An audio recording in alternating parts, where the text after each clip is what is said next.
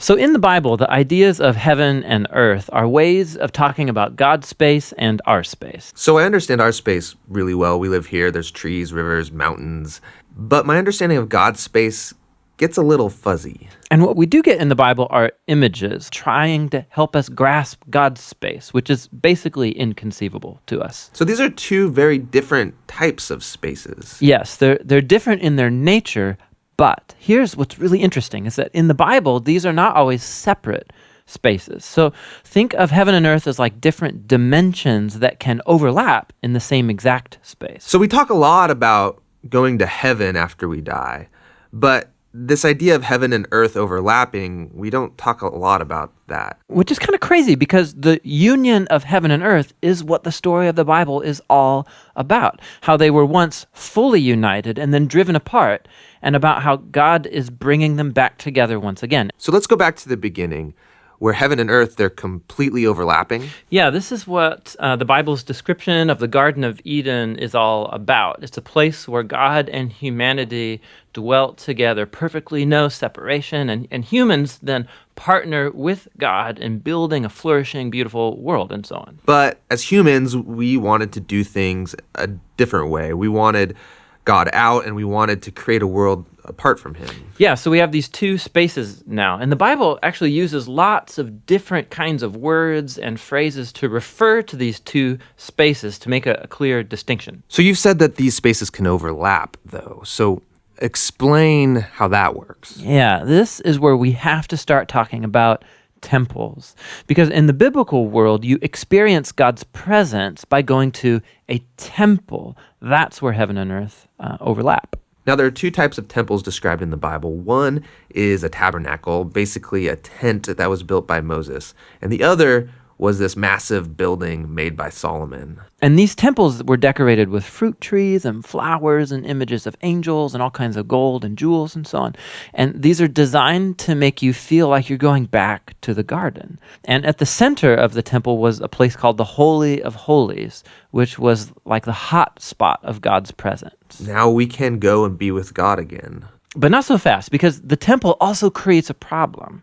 So God's space is full of his presence and goodness and justice and beauty, but human space is full of sin and injustice and the ugliness that results. So how do these spaces overlap if they're so different and they're in conflict with each other? This was resolved through animal sacrifice.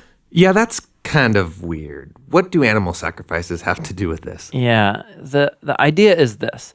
Animal sacrifices, somehow they absorb the sin when the animal dies in your place. And it creates a clean space, so to speak, where you are now free to enter into the temple and be in God's presence. Okay, so if I'm an Israelite and I live in Jerusalem, I might be able to be in God's presence. But you said the story of the Bible is all of heaven and earth reuniting. Right. So we have to keep going in the story where we come to Jesus in the New Testament. And in the Gospel of John, we hear this claim that God became human in Jesus and made his dwelling among us. Now, this word dwelling is really curious. It means he set up a tabernacle among us. And so what John is claiming right here is that Jesus is a temple. He is now the place where heaven and earth overlap.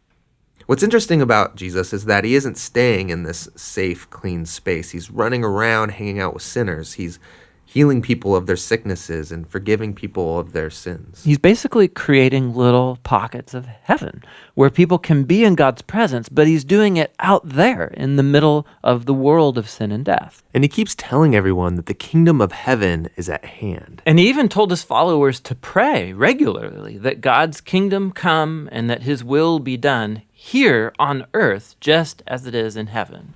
But a lot of people are threatened by Jesus and they kill him, which seems to spoil this whole plan to reunite heaven and earth. But we have to go back to a scene earlier on in Jesus' story where John the Baptist saw Jesus and said, "Behold, this is the Lamb of God who takes away the sin of the world."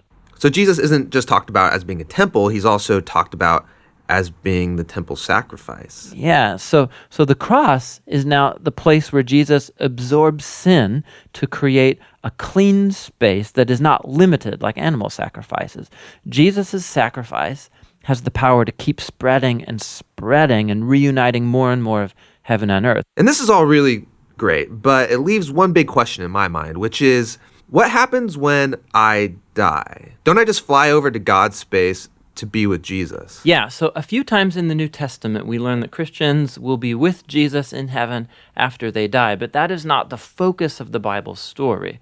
The focus is on how heaven and earth are being reunited through Jesus and will be completely brought together one day when he returns. So in the book of Revelation, we get this beautiful image of the Garden of Eden, now in the form of a city, coming to end the age of sin and death by redeeming all of human history in a renewed creation. And God's space and human space completely overlap once again.